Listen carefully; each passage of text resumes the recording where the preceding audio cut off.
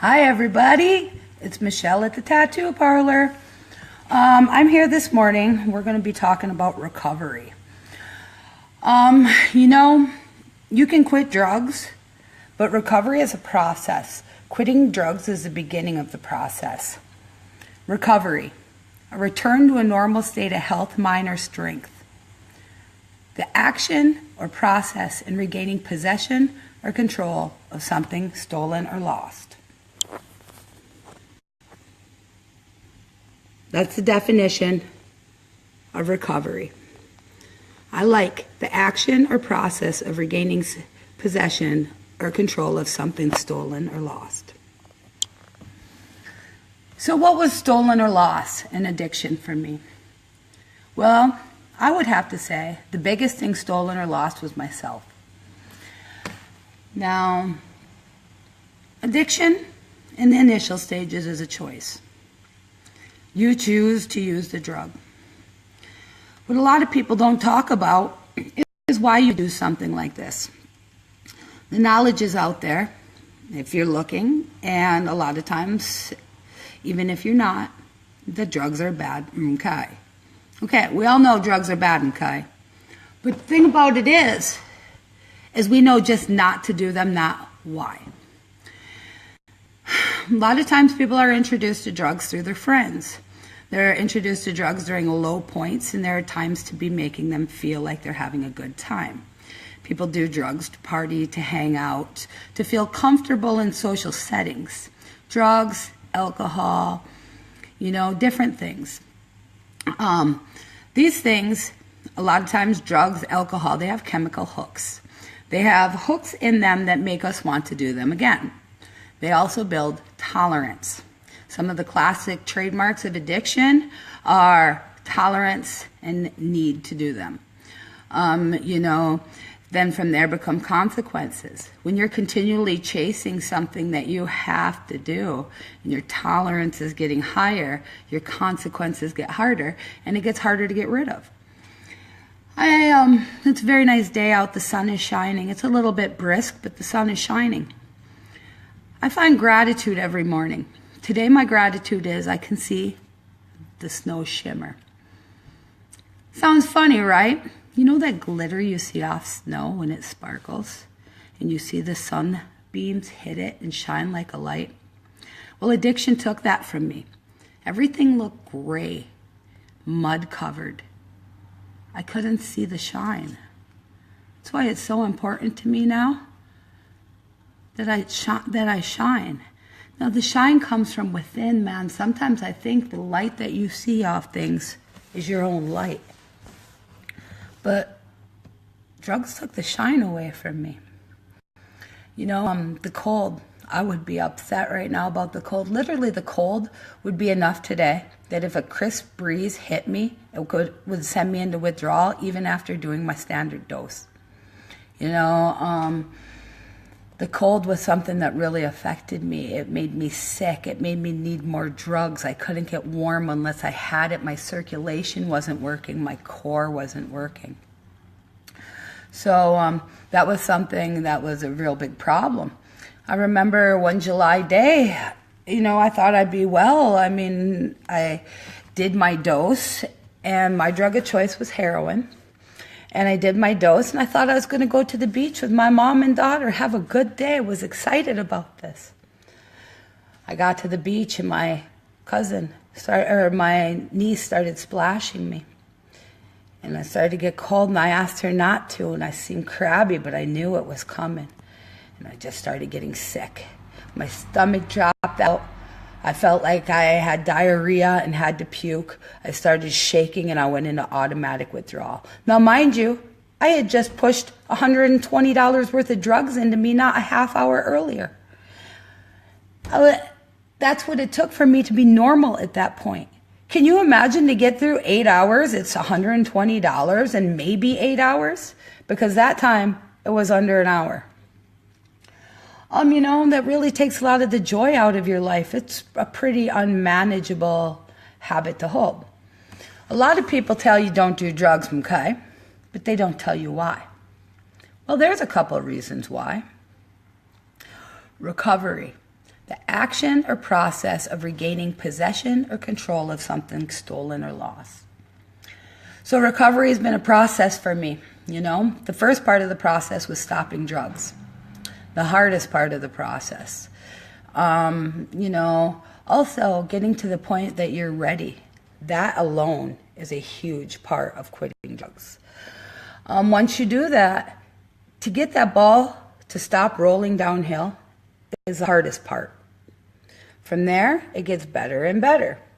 Once you stop, you stay there for a while. Imagine a ball rolling down a hill. You're going down a downward slide with your addiction. Well, we're stopping the downward slide. Now to get that momentum to move up, to try to move back up the hill. It's hard. Try to roll a ball up a hill. It isn't coming up very fast. Slow going. Every time you go forward a little, you fall back a little. And you stopped your favorite thing. You can't figure out why you can't get going. But once it starts to roll, it slowly goes up the hill. And every time you're up the hill, the perspective gets better and better. You can see the things you've been missing. Your life, it gets a little easier. Your happiness comes back. The shower, when it hits your skin and you feel the grime of life melt off, you don't feel that when you're on drugs. Food is so good.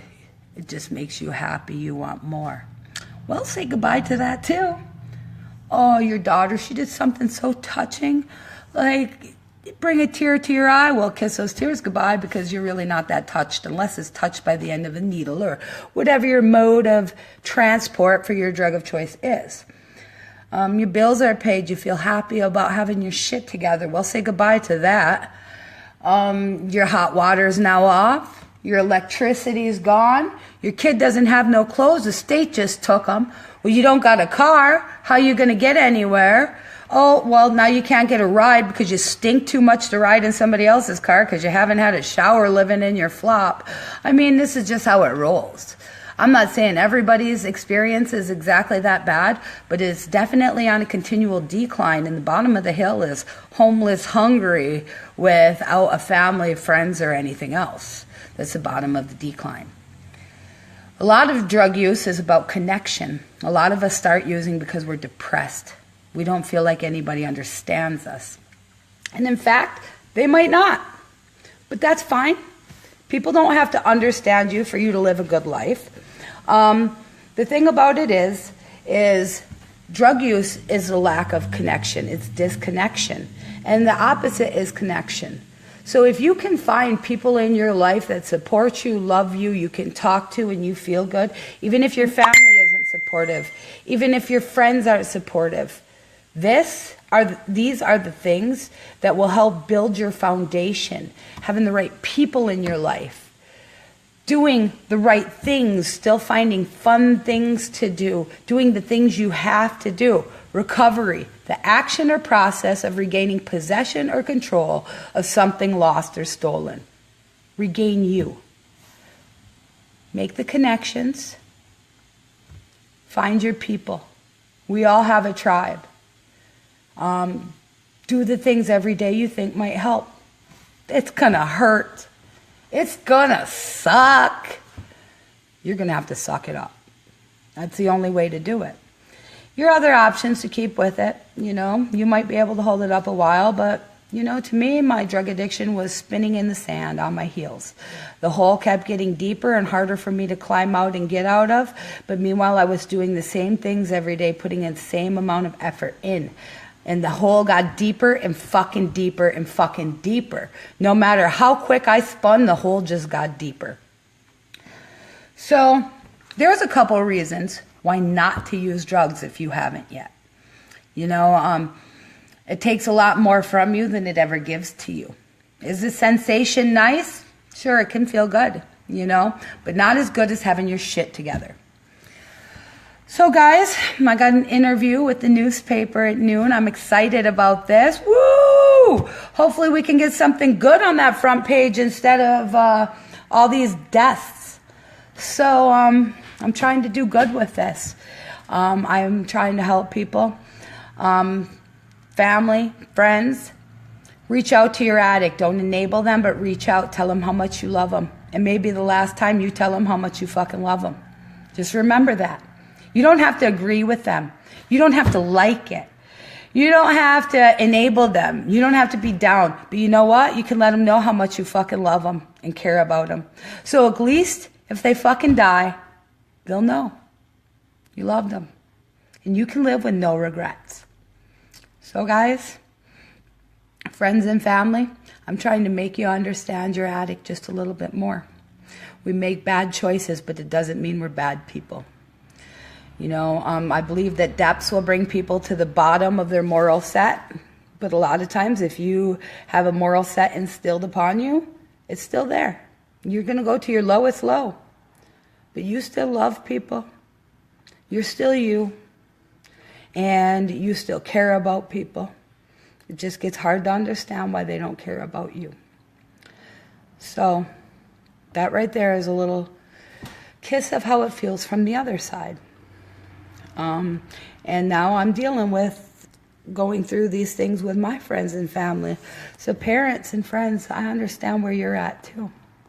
You know, it's a hard road watching somebody kill themselves and ruin their lives and everyone's around them on something that you feel like they can just quit doing if they quit being so fucking selfish.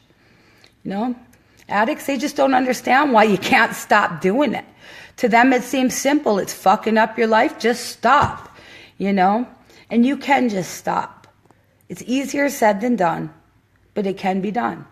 Recovery, the action or process of regaining possession or control of something lost or stolen.